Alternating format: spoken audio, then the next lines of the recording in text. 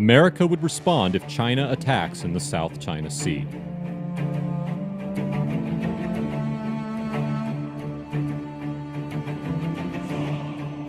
U.S. Secretary of State Mike Pompeo said Friday that the United States is committed to ensuring the South China Sea remains open to all kinds of navigation and that China does not pose a threat of closing the disputed sea lanes.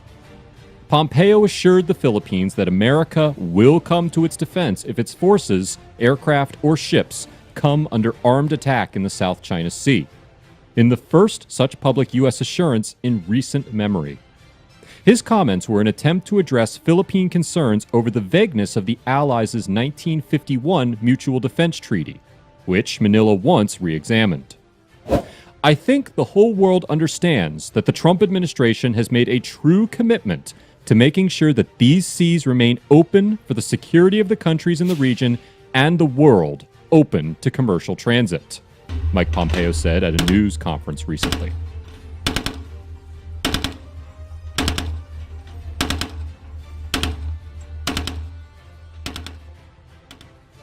Washington will back the Philippines and other countries in the region so that these incredibly vital economic sea lanes are open and China does not pose a threat to closing them down, Pompeo said.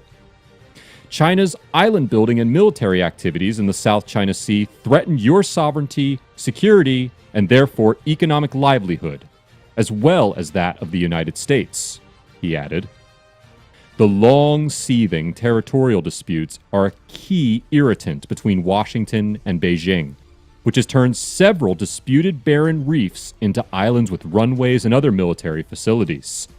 The United States has declared that the peaceful resolution of the disputes and freedom of navigation and overflight in the contested areas are in the U.S.'s national interest.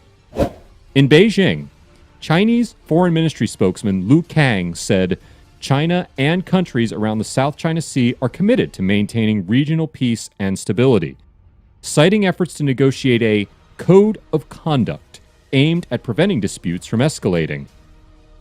If countries outside the region, such as the United States, really keep in mind the peace and well-being of the regional people, they should not stir up troubles in the region, Lu said at a regular briefing.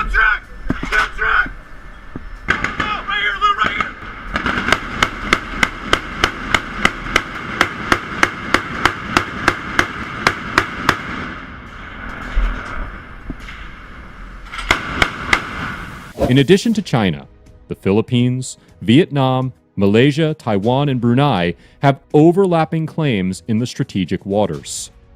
U.S. Navy ships have sailed close to Chinese-occupied islands to assert freedom of navigation, provoking angry protests from China and tense moments between the rival naval forces. Philippine Foreign Secretary Teodoro Lacson said in a news conference that the Philippines feels confident, citing assurances from the top U.S. diplomat and President Donald Trump to Philippines President that, "We have your back."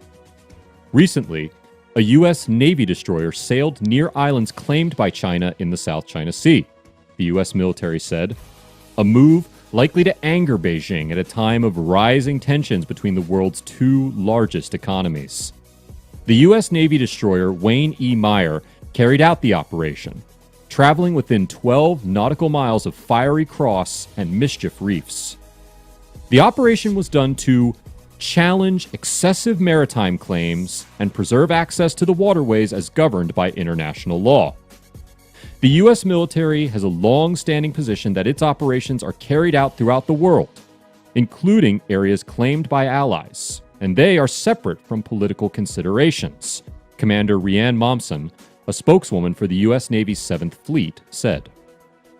U.S. forces operate in the Indo-Pacific region on a daily basis, including in the South China Sea.